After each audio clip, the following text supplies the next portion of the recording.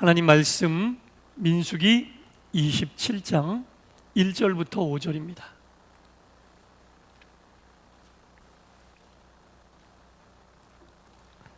민수기 27장 1절부터 5절 한 절씩 교독하겠습니다.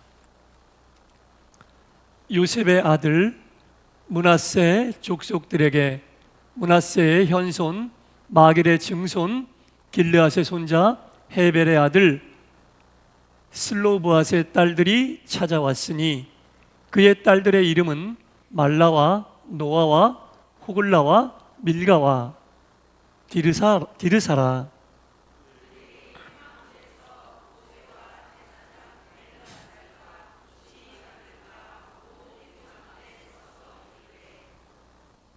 우리 아버지가 광야에서 죽었으나 여호와를 거슬러 모인 고라의 무리에 들지 아니하고 자기 죄로 죽었고 아들이 없나이다.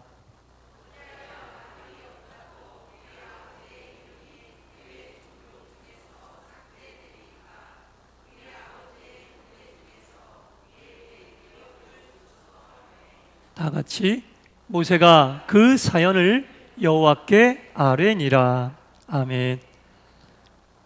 오늘 수요일 밤 주님 전에 나오신 여러분 모두를 주님의 이름으로 환영하고 축복합니다. 네, 지금 우리가 민수기를 보고 있는데요. 지난 시간까지 어떤 내용이 있었냐면 약했던 이스라엘 백성들, 이스라엘 군대가 광야 생활이 끝날 때쯤 돼서는 강해졌어요. 하나님께서 이스라엘 군대를 그대로 내버려 두지 않고 계속 여러 가지 모양으로 훈련시키시고 연단시키셔서 이제 이스라엘 군대가 강합니다. 강해요. 강하여 걷지도 못하던 이스라엘 군대가 뛸 수 있게 됐거든요. 여러분, 뛸 수 있게 되면 뭘 조심해야 됩니까? 넘어질까 조심해야 돼.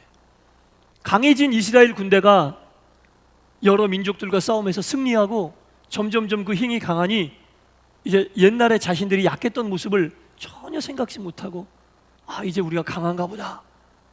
하나님을 의지하는 마음이 점점점 떨어지는 거예요. 하나님을 의지하는 마음, 하나님을 의식하지 않는 삶을 살다 보면 무엇을 지을 가능성이 많아집니까? 죄를 지을 가능성이 많아지는 거예요. 이스라엘 백성이 시딤이라고 하는 곳에 머물렀는데 그 시딤이라고 하는 곳에 모압의 여인들이 살고 있었는데 모압의 여인들이 이스라엘 남자들을 유혹합니다. 이스라엘 남자들, 이스라엘 군인들이 시딤에서 모압 여인, 이방 여인들의 유혹에 넘어가 그들과 음행하게 됩니다. 그 모압 여인들은 바알을 믿고 있었던 여인들이거든요. 남자들이 자기들의 유혹에 넘어오니까 음행을 하다가 한 걸음 더 나가. 우리가 섬기는 우상에게도 절 좀 해줘라. 이렇게 이스라엘 백성들에게 요청을 하는 거예요. 이미 유혹에 넘어간 이스라엘 남자들이 했을까요? 안 했을까요? 절을 했죠. 하나님이 거기에 굉장히 진노하셨어요. 약한 이스라엘 백성을 강하게 하여 가나안 땅에 들어가기 전에, 왜냐하면 가나안에 들어가면 정복 전쟁을 해야 되거든요. 가나안 땅에 들어가면 싸움을 해야 되거든요. 전투를 해야 되거든요. 그래서 광야에서 그 끝자락에 8년이나 9년쯤 됐을 때 이스라엘 백성을 강하게 하셨는데, 가나안에 들어가 자라라고 강하게 하셨는데 들어가기도 전에 죄를 짓는 거예요. 음행을 했을 뿐 아니라 하나님이 제일 싫어하는 우상을 숭배하고 우상에게 절하고. 여러분, 약할 때 죄 짓지 않아요. 부족할 때 죄 짓지 않아요. 어려울 때 죄 짓지 않아요. 풍족하고 살만하고 넉넉하고 강해졌다 싶을 때 죄가 우리 가운데 스물스물 찾아오는 겁니다. 여유가 있고 시간이 있고 넉넉하니까 딴 데로 눈 돌릴 여력이 생기는 거예요. 힘들고 어렵고 약하고 괴로울 때는 딴 데 눈을 돌릴 여력이 없어. 그러나 뭔가 좀 여유가 생기고 풍족해지고 살만하면 딴 데 눈을 돌릴 만한 여력이 생기니까 그때 유혹이 들어오는 거예요. 강해진 이스라엘 군대, 음행의 유혹이 들어오니 넘어가고 그 여인들이 시키는 대로 우상을 숭배하고 우상에게 절을 하게 되었어요. 하나님 굉장히 진노하셨어요. 바로 전염병을 그 이스라엘 백성에게 내려서 24,000명이 죽었어요. 너무 진노하셔서 그냥 바로 그 자리에서 하나님이 진노의 불길을 전염병의 불길을 내려 2만 4천 명이 바로 죽었는데, 그 이스라엘 백성 중에 비느하스라고 하는 사람이 있었잖아요. 예.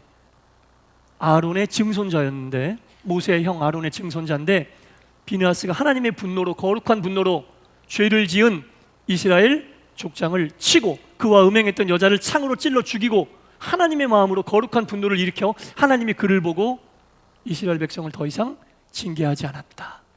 이게 지난 시간까지 있었던 얘기 아닙니까? 그래서 우리는 시딤에서 사건을 기억해야 됩니다. 시딤에서 이스라엘 군대와 모압 여인들의 음행으로 인한 죄를 저지름, 하나님의 진노와 하나님의 거룩한 분노를 함께 했었던 한 사람 비느하스로 인하여 하나님의 진노가 멈췄다.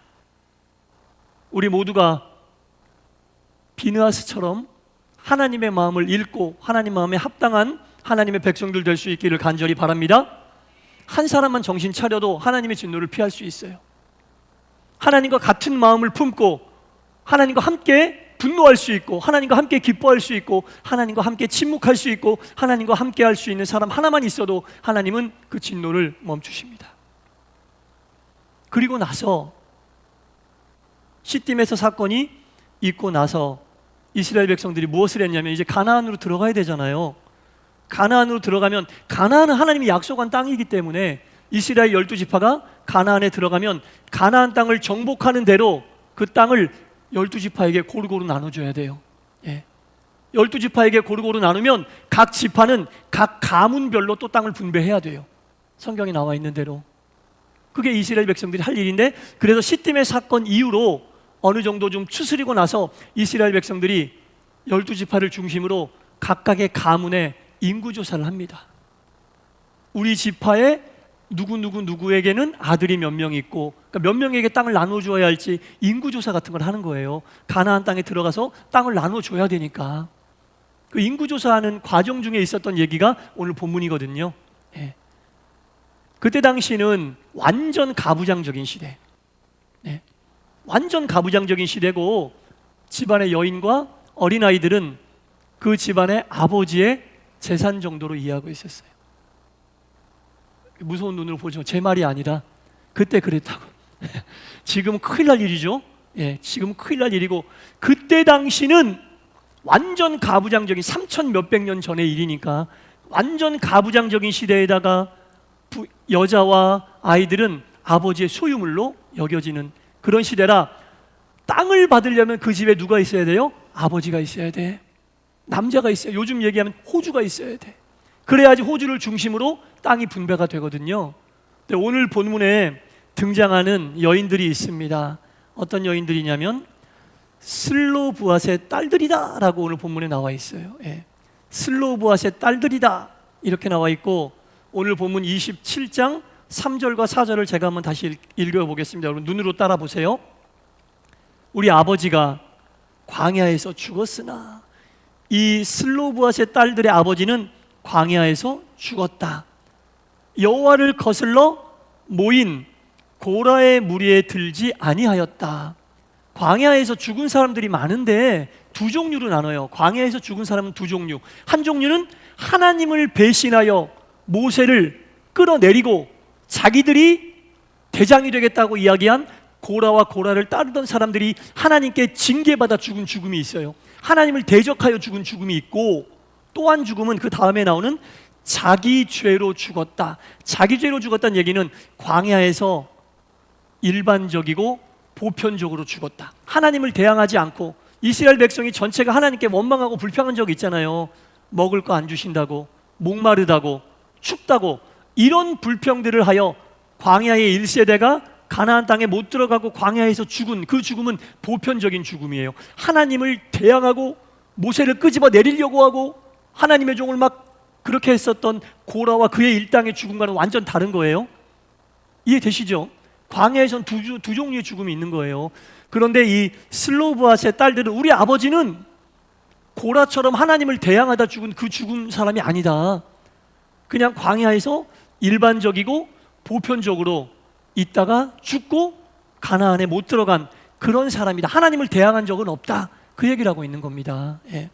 우리 아버지가 죽었으나 자기 죄로 죽었지 하나님을 대항하다 죽은 게 아니다. 그런데 왜? 어찌하여? 아들이 없다고 해서 우리 아버지의 이름을 그 종족에서 삭제하느냐? 아버지가 자기 죄로 인하여 죽었는데 가나안에 들어가 땅을 분배받으려면 아버지의 이름이 있어야 되는데 아버지가 죽어 없으니 이 딸들에게는 땅이 아마 분배되지 않은 모양이에요. 그렇게 결정이 된 모양이에요. 그러니까 딸들이 지금 이야기하는 거예요. 모세에게 가서 우리 아버지가 하나님을 대항하다 죽은 적도 없고 일반적으로 그냥 보편적으로 광야에서 죽었는데 아버지가 없다는 이유로 가나안에서 우리에게 줄 땅을 배제하고 땅을 주지 않는다는 것은 말이 안 됩니다. 이렇게 얘기하는 거예요. 그러면서 하는 말이 우리 아버지의 형제 중에 얻는 땅을 우리에게 나누어 주십시오. 이렇게 얘기하고 있습니다. 무슨 말인지 이해가 되세요? 남자가 집안에 없으면 가나안에 들어가 땅을 분배받지 못하는데 슬로브앗의 딸들이 우리 아버지는 영적으로 하나님을 대항한 적이 없고 보편적으로 광야에서 그냥 죽은 광야의 1세대인데 아버지가 없다는 이유만으로 살아있는 딸들에게 땅을 주지 않는다면 어떻게 합니까? 이 얘기를 하고 있는 겁니다. 여러분 타당하게 들리십니까? 네, 장로님 타당해. 타당하게 들리십니까? 물론 이 시대 같으면 당연한 얘기가 될 수 있어요. 당연한 얘기죠. 딸들이라고 상속받지 못한다는 법은 없어요. 똑같이 분배받는 게 맞다고 생각합니다. 그러나 3천 몇백 년 전에 그때 가부장적인 그 시대에 이런 것을 입에 꺼낸다는 것 자체가 상상할 수 없는 일이었는데 슬로브앗의 딸들이 지금 그 얘기를 하고 있는 겁니다.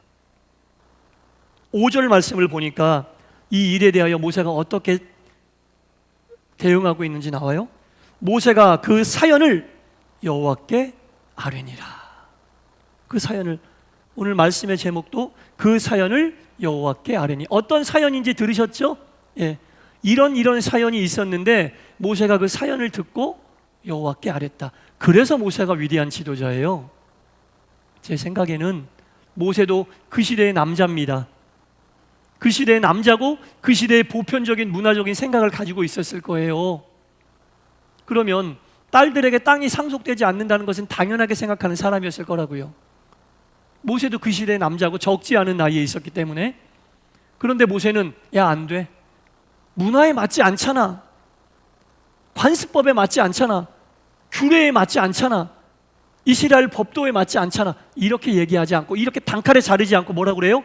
여호와 하나님께 여쭈어 보겠다. 이게 모세가 위대한 지도자라는 거예요. 예. 자기 마음대로 안 해요. 예. 모세 개인으로서는 슬로브앗의 딸들에게 야, 안 돼. 이렇게 해본 적도 없어. 전례도 없어. 우리 이스라엘 문화는 그렇게 되지가 않아. 이스라엘 율법도 그렇게 안 돼. 말도 안 되는 얘기 하지 마. 개인적으로는 그렇게 얘기했을 수 있으나 지도자잖아요. 예. 지도자, 누가 세운 지도자? 하나님이 세운 지도자. 그러면 결정적으로 누구에게 최종적인 승인을 얻어야 됩니까? 누구에게 최종적으로 물어봐야 됩니까? 하나님께 물어봐야 되지. 그 시대의 남자들이 듣기에는 말도 안 되는 그런 사연이었으나 모세는 자르지 않고 그래, 알았다. 하나님께 내가 여쭈어 보겠다. 하나님께 의뢰해 보겠다. 이렇게 이야기합니다. 여기에서 우리가 모세의 위대함을 발견할 수 있다라는 거죠. 편견과 관습과 전통보다 하나님께 의뢰하는 게 먼저예요. 자기가 하고 싶은 대로 하는 것보다, 자기가 알고 있는 지식으로 하는 것보다, 모세의 지식으로 그때 판결 내려도 누구 하나 뭐라고 못합니다. 인정받고 있는 지도자였기 때문에. 그렇게 할 수도 있었으나 모세는 그렇게 안 했습니다. 흘러내려오던 관습이나 전통이나 자기의 개인적인 지식이나 경험이나 지혜를 가지고 이 문제를 해결하려고 하지 않았습니다. 모세는 바로 하나님께 여쭈었습니다. 그랬더니 하나님께서 모세에게 대답해 주십니다. 오늘 읽진 않았지만 7절 말씀입니다. 6절부터 제가 읽어볼게요. 여호와께서 모세에게 말씀하여 이르시되, 하나님 응답하시는 거예요. 모세의 질문에 대답해 주시는 거죠. 뭐라고? 슬로브앗의 딸들의 말이 어떻다? 옳다. 예상 밖의 대답이 나오는 하나님께서. 이 시대의 모든 남자들은 말도 안 되는 일이라고 얘기했어요. 모세 자체도 속으로는 그렇게 생각했을 가능성이 훨씬 많아요. 왜냐하면 모세가 고리타분해서가 아니라 그 시대는 다 그냥 그랬고 사람의 인지가 거기까지 생각할 수 있는 문화적인 환경적인 요건이 아니었기 때문에 그게 당연한 생각이었는데, 그래도 모세는 하나님께 여쭙다고 한 게 모세가 대단히 깨어있는 거예요. 영적으로. 그랬더니 하나님은 이렇게 대답하세요. 슬로브와 딸들의 말이 옳으니 너는 반드시 그들의 아버지의 형제 중에서 그들에게 기업을 주어 받게 하되 그들의 아버지의 기업을 그들에게 돌릴지어다. 슬로브앗의 딸들의 아버지가 속해 있는 지파가 있으면 이 슬로브앗의 아버지의 형제들이 있을 거 아니에요? 만약에 살아있었으면 이 슬로브앗의 아버지에게도 땅이 돌아올 텐데 아버지가 없으니 나머지 형제들이 이 슬로브앗의 아버지 것까지 나눠 가질 거 아닙니까? 그러지 말고 슬로브앗의 형제들에게 얘기해서 슬로브앗의 아버지가 죽었지만 슬로브앗의 아버지에게로 돌아갈 기업을 슬로브앗의 딸들에게 나누어 줘라. 이게 하나님의 판결입니다. 그때 당시로는 상상도 할 수 없는 그런 판결을 하나님께서 내려주신 거예요. 남성과 동등하게 그 아버지가 영적으로 죄를 짓지 않고 하나님을 대적한 적이 없다면 먹고 살 길을 열어줘라. 철저한 가부장적인 시대 사회 속에서 여인들끼리 먹고 살 수 없어요. 틀림없이 이 딸들은 다른 누군가의 종이 되거나 다른 방법들을 통해 어떤 가문에 속하게 됐을 겁니다. 그러면 자유인이 아닌 거죠. 하나님께서 그걸 원치 않으셨던 겁니다. 이 딸들의 이야기를 듣고 옳다, 이 아버지에게로 돌아갈 것들을 형제들에게 얘기해서 지들끼리 나눠 갖게 하지 말고 이 딸들에게 주어 그 기업을 있게 하여라. 그 가문을 살게 하여라. 이게 굉장히 큰 전환점이 됐어요. 이 이후로 이 이스라엘 백성들 가운데 똑같은 경우에 처해 있는 여자들에게도 땅이 분배가 됐어요. 대단한 획기적인, 그때 당시로는 상상할 수도 없는 엄청난 일이 하나님의 명령으로 실시가 돼버린 거예요. 여러분, 하나님 이런 하나님이십니다. 말도 안 되는 것도 하나님께 의뢰하고 의탁한다면 하나님이 길을 열어주시고 그때로서는 이해할 수 없는 일들이 벌어지게 됐다라는 겁니다. 완전히 그 이후에 여자들의 삶은 새로운 차원의 삶을 살게 되었어요. 이게 구약시대 때 성경에서 있었던 일입니다. 얼마나 남녀평등이 상상도 못하던 시절에 있었다고요. 구약의 사건 속에서, 유산을 물려받는 과정 속에서 이런 일들이 성경 속에 있었다라는 겁니다. 왜 하나님께서 이런 판단을 하셨을까? 곰곰이 생각을 했죠. 설교를 준비하면서 왜 하나님께서 이런 판단을 하셨을까? 그냥 모세에게 알아서 하라고 해도 누구 하나 뭐라 할 수 없는 이 판단을 왜 하셨을까? 하나님은 우리를 지으신 분입니다. 남자도 지으시고 여자도 지으셨어요. 남자를 지으시고 남자가 여자보다 더 위에 놓으셨을까요? 여자를 지으시고 남자보다 더 아래에 놓으셨을까요?